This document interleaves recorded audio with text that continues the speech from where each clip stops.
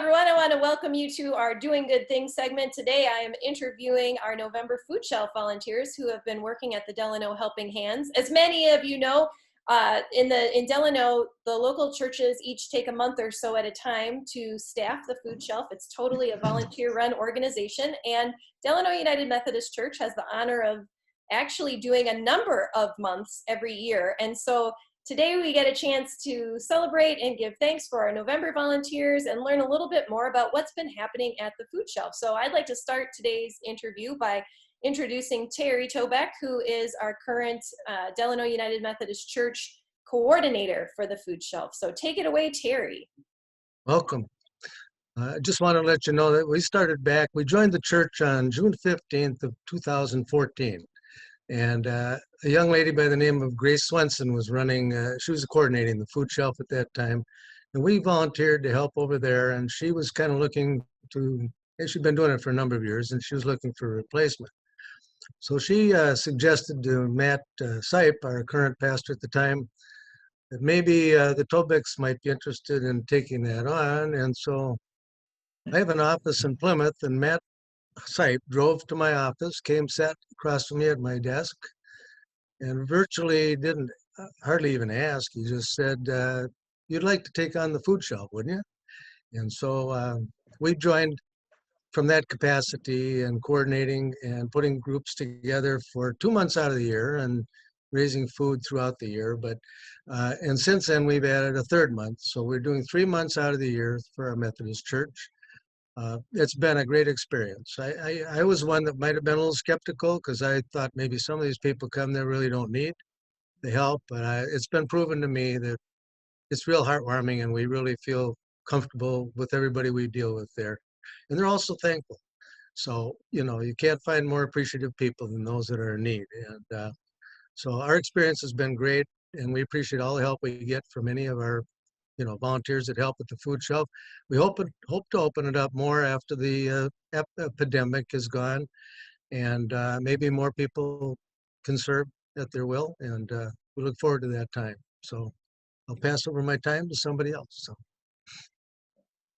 I think I'm next. I'm Sarah Helmick. I've been working at the food shelf on behalf of the church for probably 6 or 7 years, and I do it as often as I can. It's very rewarding because you feel like you're meeting an immediate need.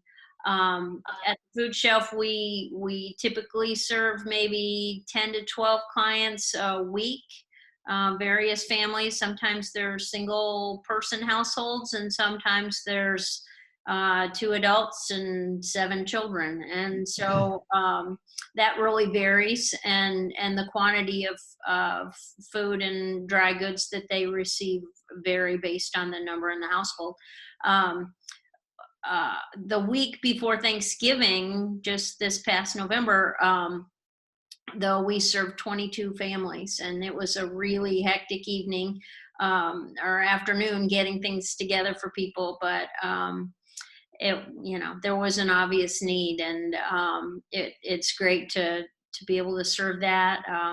We have a lot of different foods. I will have to give quick triple plugs since they've come to town. We've always got chicken fingers and whole chickens and things that we can give to families, which are kind of like a bonus, because it's a inconsistent supply. So we just give them what we have, and it's wonderful feeling to know that you're helping the families out. So Kathy, I think you're next.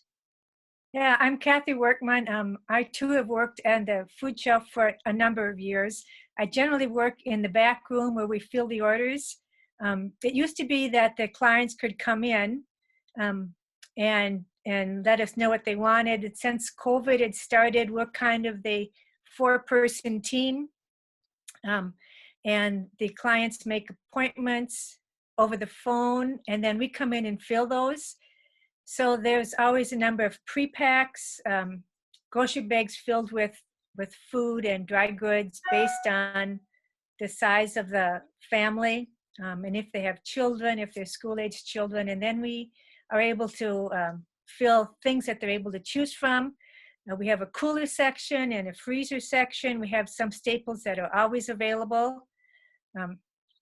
and some are just choice, and some are what we were given from Quick Trip or from Target. There's a rescue mission, and Coburn's has a huge rescue mission, so we have a lot of help. And then there's Second Harvest. It's real rewarding. You know, you don't really meet the customers anymore because of COVID, but you still feel that you're really, really helping out.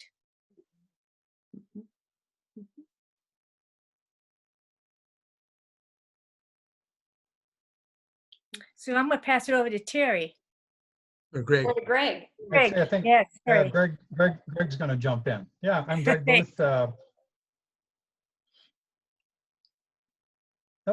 I'm Greg Booth. I've been volunteering at the food shelf, I think probably six plus years too. I've been retired that long, so I know I've been there at least that long. It's typically every Thursday of the month that we're working, 2 to 4 in the afternoon. There's one Thursday evening from 3 to 7. Terry and I are typically exiled to the back hallway. We're not allowed to mingle with the bag packers, the order fillers inside. As Kathy and Sarah mentioned, the food is packed, brought out to Terry. Terry typically weighs it. The cart gets wheeled to the back hallway, and I load the orders, the bags into the cars. It can be anywhere from half dozen grocery bags to a couple dozen grocery bags, depending on the size of the families. I'm one of the few people that gets to interact with the clients these days. They stay in their car. We observe social distancing. I'm wearing a mask, but I greet them, ask them how they're doing, wish them well. You know, after after I load the food into their cars. Another thing I get to do occasionally is help unload the trucks when they come. I'll get a call maybe every 4 weeks, 6 weeks. We'll get a large order from Second Harvest. That can amount to 4,000 pounds, maybe typically. A 7,000 pound order would be a large order. There'll be 8 or 10 of us that help unload the trucks. The pallets are offloaded into the alley, and then we put them on 2-wheel carts and bring the stuff inside the food shelf. So yeah, and I enjoy interacting with the clients, and it's rewarding. They're very grateful for the help that they're getting. All right, back to you, Pastor Stino.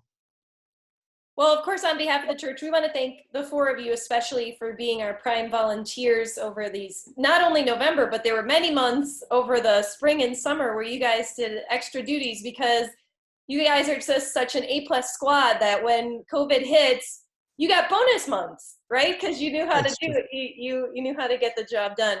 And we know that we have a lot of people in our church family who are interested in volunteering at the food shelf and are not able to right now because we are limiting it to 4 people. So we also want to give a shout out to everybody who has volunteered at the food shelf over the number of years that the church has been involved. And bonus points to you if you can remember how long we've actually been involved in the food shelf, because just before starting this video interview, we were trying to remember and we couldn't, which means it's been a while. So we're just very, very grateful for the faithfulness of this church over the years in supporting the food shelf and making great ministry happen. We know that for many of you around the holiday season, often you like donating food items to the food shelf. And sometimes we do that at the church, but this year we really are focusing primarily on our money as a donation for the food shelf. And we are able to take your checks through the office to donate to the food shelf, or you can give online through our online giving portal. If you click on our online giving portal and go to the Can Do Mission line item, anything that you continue to give throughout the month of December in the Can Do Mission line item will go 100% to the food shelf.